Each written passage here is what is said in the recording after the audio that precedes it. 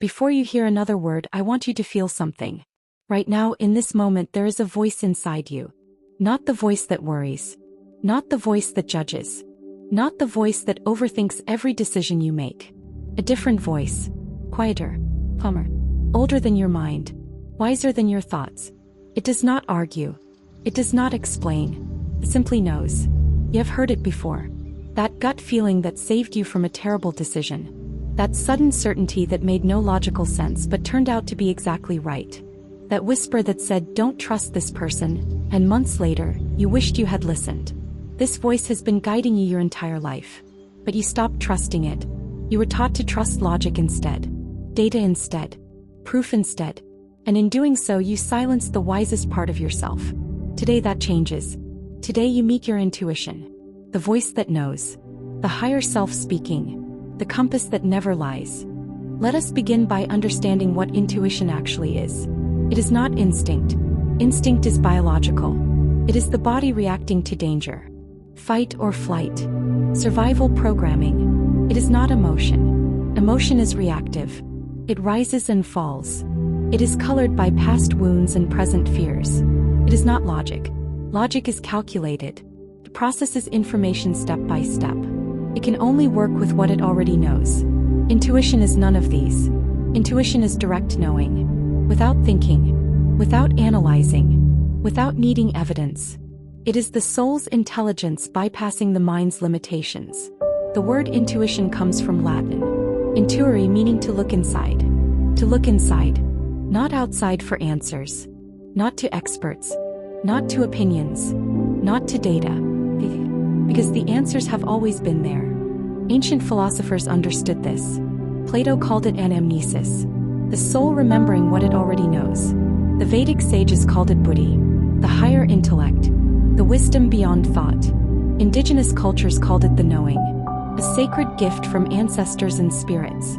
Every tradition recognized that human beings have access to a source of wisdom that does not require thinking.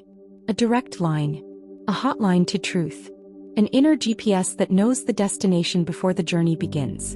And this source lives inside you right now. It has never stopped speaking. You just forgot how to listen. Now let me show you what science has discovered about this mysterious ability. Your brain processes approximately 11 million bits of information every single second. But your conscious mind can only handle about 40 to 50 bits. Read that again. 11 million bits coming in. Only 50 bits reaching your awareness. Where does the rest go? It goes into your subconscious. Your body. Your energy field. Your intuition. This means that 99.99% of what you know you do not know that you know. It is stored. It is processed. It is understood. But it never reaches your conscious thinking mind. Until it surfaces as a feeling. A hunch. Flash. A sudden knowing. This is intuition. Your subconscious has already analyzed the situation. It has already calculated the risks. It has already seen the patterns. And it sends you the answer not as a thought but as a sensation. A tightness in your chest that says something is wrong. A warmth in your heart that says this is the one. A pull in your gut that says take this path. Your body is the receiver. Your intuition is the signal. Your mind is often the problem. Because the mind wants proof. The mind wants logic. The mind wants to understand before it believes. But intuition does not work that way. It speaks first. Understanding comes later. And by the time the mind catches up, the moment has often passed. The Heart Math Institute has conducted fascinating research on this. They discovered that the heart receives information about future events before the brain does. Read that again. The heart knows before the brain. In their experiments, participants were shown random images. Some calm, some disturbing. The heart reacted up to 6 seconds before the image appeared on screen. 6 seconds before the event happened, the heart already knew. This is not metaphor. This is measured science. Your heart is a precognitive organ. Your body is an antenna for truth. Your intuition is real. And it has been trying to guide you all along. So if intuition is this powerful, if it is this accurate, if it is this natural, why do so few people trust it? Because you were trained to value the wrong things. From childhood you were rewarded for logic. For correct answers. For following rules. For showing your work. You were punished for guessing. For not explaining yourself. For trusting feelings over facts. Because I feel it was never an acceptable answer. So you learned to ignore the feeling. You learned to override the knowing. You learned to wait for proof that often came too late. And slowly the voice got quieter. Not because it stopped speaking, but because you stopped listening. Every time you ignored a hunch that turned out to be right, you weakened the connection. Every time you trusted someone else's logic over your own knowing, you dimmed the signal. Every time you said I knew it after something went wrong, you admitted that the voice was there. You just did not honor it. But here is the beautiful truth. The connection is not broken. It is only dormant. The voice is not gone. It is only waiting. And the moment you begin to trust it again, it will return stronger than ever before. Now here is the question everyone asks. How do I know if it is real intuition or just fear pretending to be intuition? This is crucial, because fear is clever. It disguises itself. It mimics the voice of wisdom to keep you small, to keep you safe, to keep you stuck. So how do you tell the difference? Here is the key. Intuition is calm. Fear is chaotic. Intuition feels like a lake. So, fear feels like a storm. Turbulent, loud, urgent. When intuition speaks, there is no panic. Even when it warns you, it does so with peace. It says, do not go there without making you tremble. It says this is not right for you without filling you with dread. Fear, on the other hand, always comes with anxiety, with racing thoughts, with worst-case scenarios. Fear wants you to react immediately. Intuition is patient. Fear changes with your mood. Intuition stays consistent. Fear gets louder the more you engage with it. Intuition gets clearer the more you quiet down. Here is another way to tell. Intuition often says what you do not want to hear. It tells you to leave when you want to stay. It tells you to wait when you want to rush. It tells you to speak when you want to hide. Fear tells you what your ego wants to hear. Stay safe. Do not risk. Do not change. Do not trust. Intuition expands you. Fear contracts you.